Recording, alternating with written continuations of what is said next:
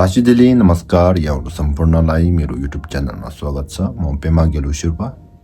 आजको यस भिडियोमा हामी बौद्ध धर्मको परम्परामा प्रयोग हुने अत्यन्तै महत्त्वपूर्ण वस्तु ठेङ्वा अर्थात् जपमाला के हो, यो किन प्रयोग गरिन्छ र यसको गहिरो आध्यात्मिक अर्थ के हो भन्ने बारेमा बुझ्नेछौँ। यदि तपाईँ पनि जप साधना, मन्त्र पाठ वा ध्यानमा रुचि राख्नुहुन्छ भने यो भिडियो तपाईको लागि अत्यन्तै उपयोगी हुनेछ। सर्वप्रथम हामी जपमाला अर्थात् ठेङ्वा भनेको के हो भनेर बुझ्छौँ। ठेङ्वा भन्ने शब्द सम्बोधा लिपिबाट लिएको शब्द हो। मन्त्र जप गर्दा प्रयोग गर्ने जपमाला अथवा दाना दाना जोडेर साधना गर्नको लागि बनाएको उपकरणलाई नै ठेङ्वा भनिन्छ। अब हामी बुझ्छौँ यो मालाको बनावट केबाट बनेको हुन्छ अथवा यो माला केबाट बनाइन्छ। बौद्ध शास्त्रमा लोपेन छिम्बो अर्थात् गुरु रिम्पोछेले यसरी भन्नुभएको छ, युनि राप्ला रिम्पोछे डिङ्नी सिङ्गी देउते थामा सिङदाङ सदोताङ मेनकी देवी ठेङ्वा हो भन्नुभएको छ। यसको अर्थ रहेको छ माला सबैभन्दा उत्तम भनेको रत्नहरूबाट बनेको, जस्तै सुन, चाँदी, हिरा, मोती जस्ताबाट बनेको मालालाई उत्तम मानिन्छ। त्यसै गरी रुखको फलहरूबाट बनेको माला मध्यम वर्गमा लिइन्छ। साधारण भनेको काठ, ढुङ्गा, औषधि र जडीबुटीको दानाबाट बनाएको मालालाई साधारण माला भनेर बनिन्छ।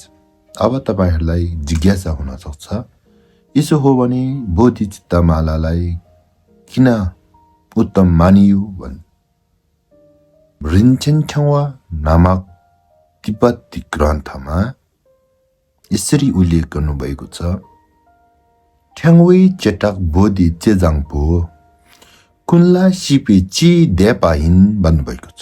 अर्थात् यी सबै जपमाला मध्ये पनि मालाहरूको विशेष रूप बोधिचित्तको दानाबाट बनाएको माला हो। यो सबैको लागि शुभ हुने र सबै साधनामा प्रयोग गर्न मिल्ने माला हो। अब हामी बुझ्छौँ कुन साधनाको लागि केबाट बनेको माला चाहिन्छ अथवा कुन साधना गर्दाखेरि केबाट बनेको माला प्रयोग गर्नुपर्छ भनेर। बौद्ध धर्ममा 4 प्रकारको कर्म साधनाहरूमध्ये पहिलो रहेको छ शिवा अर्थात् शान्त कर्म, जस्तै आयु पूजा, रोगको निवारण जस्ता शान्ति मन्त्रहरूको लागि सेतो क्रिस्टल, सेतो चन्दन वा मोतीहरूबाट बनेको मालाको प्रयोग गर्नुपर्छ। त्यसै गरी दोस्रोमा रहेको छ ज्ञापिल्य अर्थात् वृद्धि कर्म, जस्तै धन वृद्धि, ज्ञानको वृद्धि, पुण्य वृद्धि जस्ता वृद्धिको मन्त्रको साधना गर्दाखेरि पहेँलो क्रिस्टल, पहेँलो चन्दन, कमलको बीज र रत्न आदिहरूबाट बनाएको मालाको प्रयोग गर्नुपर्छ। तेस्रोमा रहेको छ औँविले अर्थात् वशीकरण कर्म। यस्तो औँवाको साधनाहरू गर्नको लागि रातो चन्दनबाट बनेको र रक्त कमलको बीज जस्ताबाट बनेको मालाको प्रयोग गर्नुपर्छ भन्नुभएको छ। चौथोमा रहेको छ टकपिल्य अर्थात् क्रूर कर्म, जस्तै रक्षा, बाधाहरू नाश गर्ने, महाकाला, यमन्तका, पाल्देन लामो जस्ता क्रोधी देवताहरूको साधना गर्नको लागि रुद्राक्षबाट बनेको वा मान्छेको हड्डी र फलाम आदिबाट बनेको मालाको प्रयोग गर्नुपर्छ भन्नुभएको छ। अब हामी कसरी जप गर्ने र जप गर्दा माला गणना कहाँ राख्ने भन्ने विषयमा बुझ्नेछौँ। बौद्ध ग्रन्थ लामा गोङदु अनुसार पालना गर्ने हो भने हामीले मालालाई चोर अमला र बुढी अमलाको बीचमा राखेर गर्नुपर्ने हुन्छ।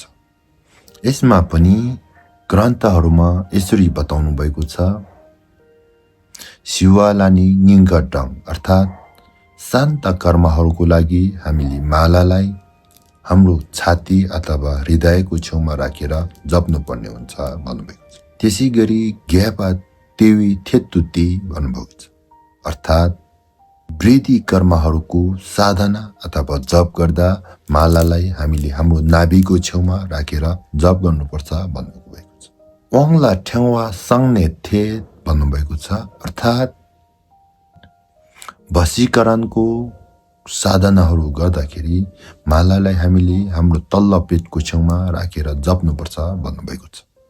त्यसै गरी टाकपोर किल्टुङ पुमोइ तेङ भन्नुभएको छ, अर्थात् क्रोधी देवताहरूको साधना गर्दाखेरि मालालाई हामी वज्र आसनमा बसे पश्चात हाम्रो घुँडामाथि जप्नुपर्छ भन्नुभएको छ। अब हामी यी 4 कर्महरूमध्ये कुन कर्म गर्दाखेरि जप माला अथवा ठ्याङ्बालाई कुन अम्लामा राखेर जप गणना गर्ने अथवा कुन साधना गर्दाखेरि कुन अम्लाको प्रयोग गर्ने भनेर बुझ्छौँ। यसलाई बौद्ध ग्रन्थमा यसरी बताउनु भएको छ, शिवी ngaक्नम डेम्बितु जुपमै तेङ्ने डेम्बरचा भन्नुभएको छ, अर्थात् शान्ति कर्मको साधना गर्दाखेरि हामीले जप मालालाई बुढी अम्ला र चोर अम्लाको माथि राखेर जप गर्नु भन्नुभएको। तेजिन ग्यापा कुमै तेङ भन्नुभएको छ, अर्थात् वृद्धि कर्मको साधना गर्दाखेरि अथवा हामीले ग्यापी ल्याहरू गर्दाखेरि मध्यम अम्लामाथि राखेर गणना गर्नुपर्ने हुन्छ। वाङला सिन्लाक अर्थात् हामीले वशीकरणको कर्महरू गर्दाखेरि हामीले जप मालालाई हाम्रो यो रिङ फिङ्गर अथवा अनामिका अम्लामाथि राखेर जप गर्नुपर्ने हुन्छ। टाक्पो थेउछुङ ते भन्नुभएको छ, अर्थात् हामीले क्रोधीको साधनाहरू गर्दा अथवा क्रोधी देवताको मन्त्रहरू जप गर्दाखेरि हामीले मालालाई कान्छी अम्ला र बुढी अम्लाको माथि राखेर जप गर्नुपर्छ भन्नुभएको छ। छोटकरीमा भन्नुपर्दाखेरि हामीले शान्ति देवताहरूको मन्त्र जप गर्दाखेरि हामीले यो चोर अम्ला र बुढी अम्लाको बीचमा हाम्रो छातीको छेउमा राखेर जप्नुपर्ने हुन्छ। त्यसै गरेर हामीले वृद्धि अथवा ग्याबिल्याहरू गर्दाखेरि हामीले मालालाई बुढी अम्ला र यो मध्यम अम्लाको बीचमा राखेर जप्नुपर्ने हुन्छ, त्यो पनि हाम्रो नाभिको छेउमा राखेर। औँले अर्थात् वशीकरणको कर्महरू गर्दाखेरि जहिले पनि हामीले हाम्रो यो रिङ फिङ्गर र बुढी अम्लाको बीचमा राखेर हाम्रो तल्लो पेटको छेउमा राखेर जप्नुपर्ने हुन्छ। टाक्पैले अर्थात् क्रोधी देवताहरूको जप गर्दाखेरि हामीले हाम्रो कान्छी अम्ला र बुढी अम्लाको बीचमा राखेर हाम्रो पुमैतेङ अर्थात् घुँडामाथि राखेर जप्नुपर्ने हुन्छ भन्नुभएको। त्यसै गरेर हामीले माला जप्दाखेरि कुन हातको प्रयोग गर्ने त, दाहिने अथवा देब्रे? बौद्ध ग्रन्थमा यसरी भन्नुभएको छ, कुन्क्याङ युनबा कुन्यति याकी लाक्पे डेन्मिचा।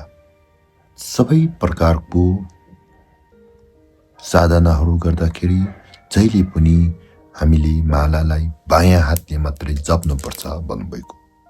त्यसैले हामीले जहिले पनि माला जप्दाखेरि बायाँ हातको प्रयोग गर्नुपर्ने हुन्छ। माला भनेको साधारण गहना होइन, यो साधना गर्दा प्रयोग गर्ने उपकरण भएकोले श्रद्धा, शुद्धता र सावधानी अपनाउनु पर्ने अत्यन्तै महत्त्वपूर्ण हुन्छ। त्यसैले यसलाई हामीले कहिल्यै पनि भुइँमा राख्नु हुँदैन। त्यसै गरेर खुट्टाले छुने ठाउँमा, जुत्ता चप्पलहरू राख्ने ठाउँमा, शौचालय जस्तो अपवित्र स्थलमा कहिल्यै पनि ठ्याङ्वालाई राख्नु हुँदैन। त्यसैगरी ओछ्यानमुनि नराख्ने, अरूको हातमा खेल्न नदिने जस्ता विशेष सावधानीहरू अपनाउनु पर्ने हुन्छ। यदि यस्तो सावधानी अपनाउँदै पनि गल्ती हुन पुगेमा गुरु सामु अथवा आफैले पनि मन्त्र जपेर ठ्याङ्गालाई शुद्धिकरण गर्नुपर्ने हुन्छ। हस्त आजलाई यति नै। यदि यो भिडियो उपयोगी लाग्यो भने युट्युब च्यानललाई लाइक सब्स्क्राइब गरेर छेउमा रहेको बेल आइकनलाई प्रेस गर्न पनि नभुल्नुहोला। हस्त हजुरको दिन शुभ रहोस्। जय बुद्ध।